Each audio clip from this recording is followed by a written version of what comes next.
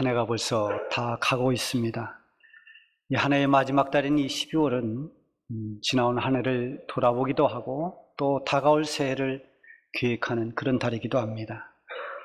우리가 성도로서 지나온 날들을 돌아본다는 것은 단순히 과거에 머물거나 과거에 집착하는 것이 아니라 어떻게 내가 지금까지 살아왔는지를 보면서 새로운 미래를 잘 계획하고 또 내가 지금 서 있는 자리, 내가 살아가고 있는 이 삶의 자리가 어떻게 가고 있는가를 한번 돌아보는 그런 계기로 삼는 것입니다. 이 자동차 타이어가 마모된 것을 보면 그 전문가들은 이 차를 운전한 운전자의 그 운전 습관을 알 수 있다고 합니다. 원래 타이어라고 하는 그 명이 러버 휠이라고 고무바퀴라고 이렇게 했는데 언제부턴가 타이어로 바뀌었다고 그래요. 그래서 자동차에서 제일 피곤한 게 그 부분 가운데 하나가 바퀴죠. 그래서 이걸 타이어다, 타이어드에서 나왔겠죠. 그런데 그 피곤한 자동차 바퀴를 정말 피곤하게 만드는 사람, 그런 운전자들의 습관이 세 가지가 있는데 그 세 가지가 급출발, 급가속, 급정지. 이렇게 급하게 출발하거나 급하게 달리거나 급하게 정지하는 것이 다 이 타이어 마모의 흔적으로 나타난다는 겁니다. 그래서 그걸 보면 이분이 운전을 어떻게 하는가, 그 흔적을 보고 알 수 있다는 거죠.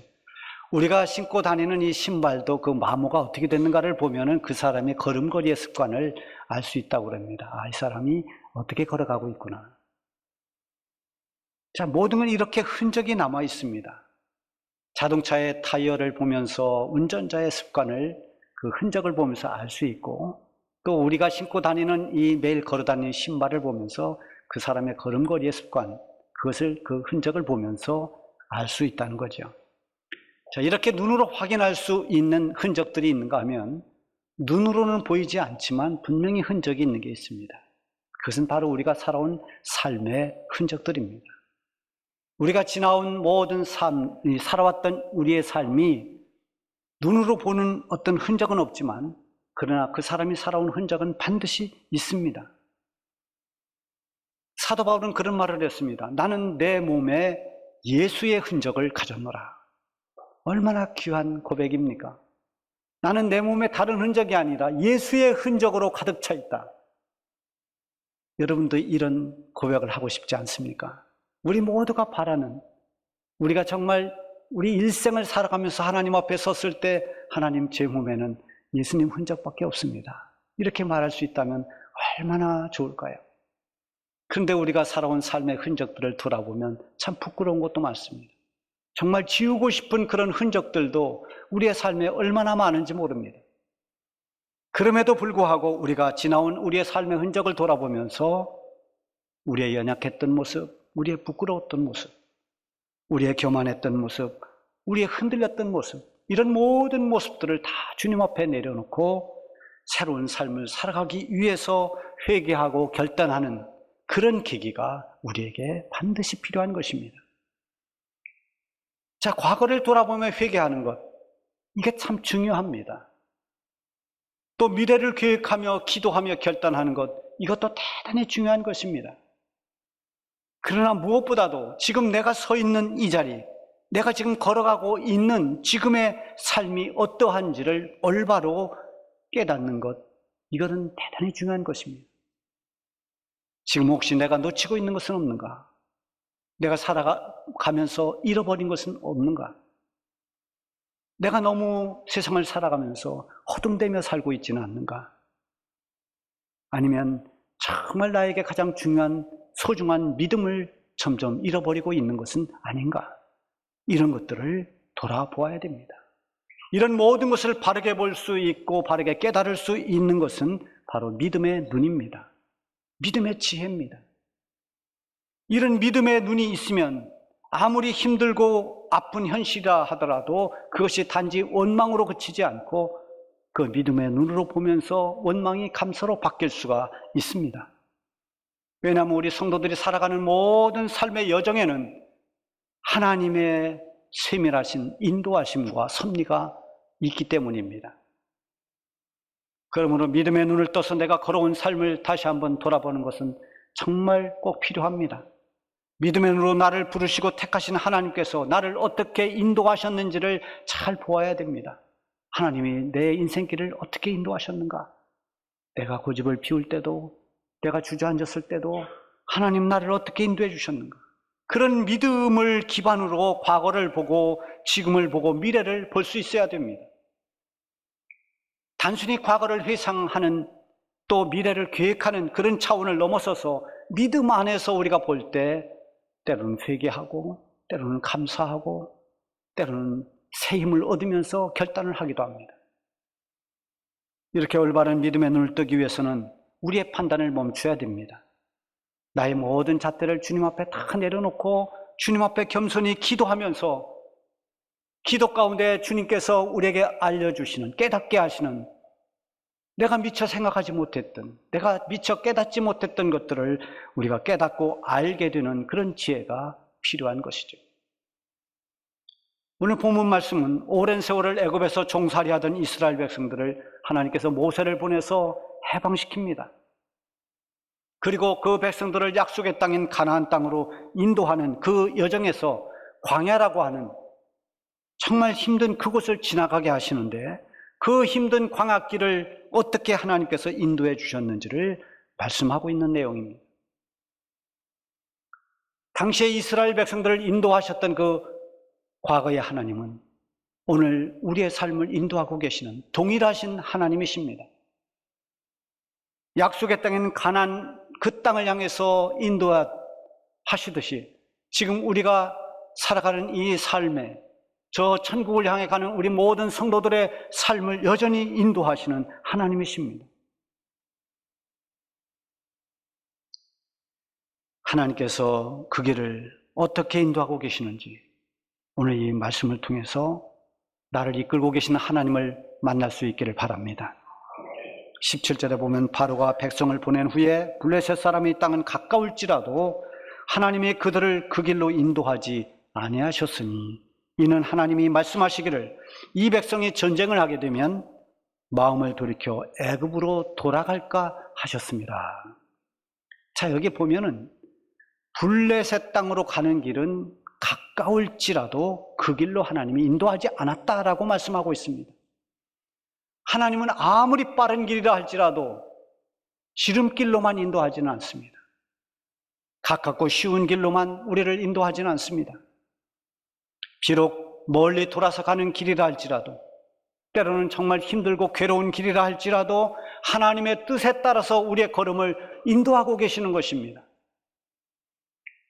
하나님의 백성들이 자만에 빠지지 않도록, 하나님의 백성들이 무너지지 않도록, 그 영혼이 망가지지 않는 길로 하나님은 이끌어 주십니다. 하나님께서 인도하시는 길은 언제나 그 안에 하나님의 섭리가 담겨 있습니다. 당시에는 깨닫지 못하지만 그래서 불안해하고, 그래서 두려워하고, 또 그래서 원망도 하고 그렇게 했지만 훗날 깨닫고 보면 그런 속에서도 하나님의 섭리가 있었다는 것을 깨닫게 됩니다. 자, 블레셋이라고 하는 곳, 이 나라는 이스라엘과는 아주 적입니다. 왕정시대에 어쩌면 이스라엘이 가장 많은 전쟁을 치렀던 그런 적국이 블레셋이라고 해도 과언이 아닐 것입니다. 그만큼 블레셋과 이스라엘은 수많은 전쟁을 했습니다. 그런 블레셋, 아직은 블레셋과 전쟁을 치르지 않은, 출애굽해서 이제 광야로 들어선 이스라엘 백성들이지만 17절에 보면 그 블레셋 땅으로 가다가 그들과 전쟁을 하면 그들의 마음이 바뀌고 애굽으로 돌아가자고 그렇게 마음을 먹을까 봐 하나님께서 그 길로 인도하지 않으셨다고 말씀에 기록하고 있습니다. 이스라엘 백성들을 하나님께서 해방시켜 주었습니다. 그리고 지금 그들을 인도하는 중입니다. 그런데 블레셋 길로 가면 그들의 마음이 변질된다는 겁니다. 자, 이스라엘 백성들을 애굽에서 해방시킨 것처럼 우리는 죄와 사망에서 하나님이 우리를 해방시키셨습니다. 그러므로 이제는 죄 아래 있을 때 마귀의 지배를 받던 그런 모든 영적 어둠에서 우리는 다 벗어났습니다. 해방됐습니다. 이제는 주님을 따라가는 성도로서 지금 이 땅을 살고 있는 것입니다. 로마서 8장 1절 2절에 보면 그러므로 이제 그리스도 예수 안에 있는 자에게는 결코 정죄함이 없나니 이는 그리스도 예수 안에 있는 생명의 성령의 법이 죄와 사망의 법에서 너를 해방하였습니다. 이렇게 우리는 죄와 사망에서 해방되었습니다. 해방되었다는 것은 그 자리에서 그 환경과 모든 그런 상황에서 빠져나온 것입니다. 죄와 사망으로 말미암아서 멸망당할 수밖에 없는 그 자리에서 우리는 벗어났고 마귀의 지배에서 벗어났습니다. 이것은 결코 내 노력이나 내 힘으로 된 것이 아닙니다. 절대적으로 우리를 구원하시는 예수 그리스도의 은혜 덕분입니다.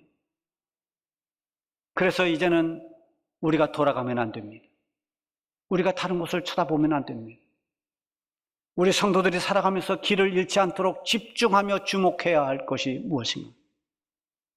여러분, 외국에 단체 여행을 가면 사람들이 많은 곳에 가면 제일 걱정하는 게 가이드입니다. 혹시라도 우리 단체에서 한 사람이라도 잃어버릴까? 저희들이 처음 성지순례를 갔을 때 이제 드디어 예루살렘으로 들어가게 됩니다. 그래서 외곽에다가 버스를 세워놓고 그 안으로 들어갔어요. 그래서 거기서 통곡의 벽, 여러 가지 예루살렘 안에 있던 그런 흔적들을 돌아보는데 나중에 보니까 한 사람이 없습니다. 그때서야 늦게 감지하고 아무리 찾아도 없어요. 그래서 버스 기사에게 연락을 해서 혹시 그 한 사람 버스에 없냐고 그랬더니 잠깐 기다려보라 그랬더니 조금 더 연락이 왔습니다. 저 맨 뒷자리에서 자고 있습니다. 한 사람이 떨어진 겁니다. 여러분, 이런 일이 얼마든지 일어날 수 있습니다. 그래서 가이드는 자기를 표시하는 어떤 장대 같은 데다 깃발을 이렇게 꽂아서 보이도록 노란 깃발, 빨간 깃발, 아주 원색적인 그런 깃발을 세우기도 하고요. 어떤 분은 또 우산을 이렇게 쓰고 표시를 하면서 따라오라고 하는 그런 가이드도 있습니다. 그래서 사람이 많으면 그걸 깃발을 쳐다보면서 가야 길을 안 잃어버립니다. 우리가 주목해야 되는 것은 무엇인가? 이 험난한 세상을 살아가면서 우리가 우리의 시선을 뺏기지 않고 주목해야 할 분이 예수 그리스도이십니다. 히브리서 12장 2절에 보면 믿음의 주여 또 온전케 하시는 이인 예수를 바라보자. 예수님에서 우리가 눈이 멀어지면, 시선을 뺏기면, 그러면 우리가 처한 환경만 쳐다봅니다. 그래서 걱정이 찾아오고 두려움에 휩싸입니다. 이스라엘 백성들이 애굽에서 해방될 때 얼마나 기뻐하며 그렇게 환호성을 올렸습니까? 그동안 종살이하면서 당했던 온갖 그 고통에서 벗어날 때의 그 기쁨이 얼마나 컸겠습니까? 그랬던 이 백성들이 얼마 후에 찾아온 위기 앞에서 금방 모세를 원망하면서 다시 애굽으로 돌아가자고 그렇게 말합니다. 그 위기를 해결해 주실 하나님을 주목하지 못하고 지금 자기들이 처한 그 형편만 쳐다보면서 차라리 이렇게 고생하는 바에야 우리가 돌아가서 애굽 사람을 섬기는 것이 더 낫다고 그렇게 완악한 말을 하는 것입니다.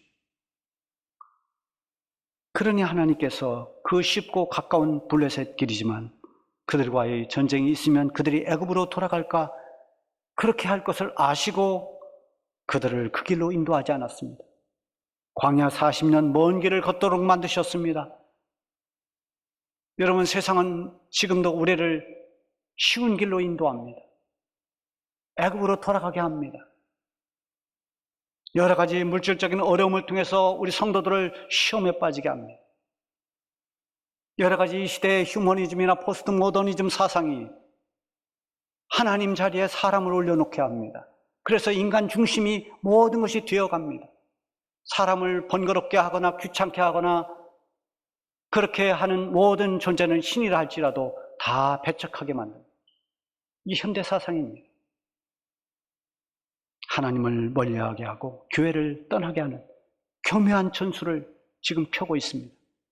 그렇게 해서 하나님의 백성들이 애굽으로 돌아가게 합니다. 예수 믿는 걸 포기하고 교회를 떠납니다. 하나님을 떠납니다. 쉽고 편리한 내 마음대로 살아가는 블레셋 길을 따라가는 것입니다. 그러나 그 길은 하나님께서 인도하시는 길이 결코 아닙니다. 하나님은 자기 백성들을 광야 깊은 곳으로 이끌고 가셨습니다.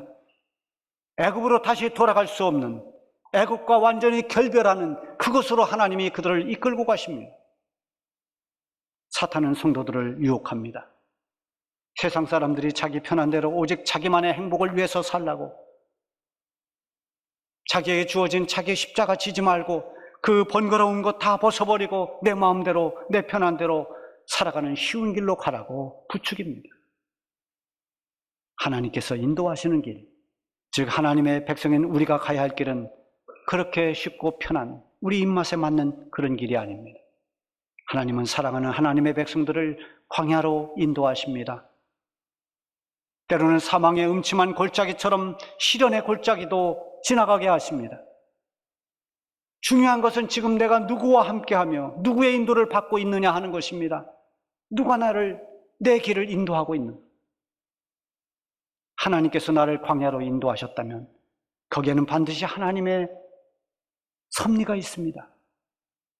비록 그 길이 힘든 길이라 할지라도 주님과 함께 걸으면 그 길 끝에는 분명코 하나님의 뜻이 드러나고 하나님이 예비하신 그 은혜와 영광을 볼 수 있게 됩니다.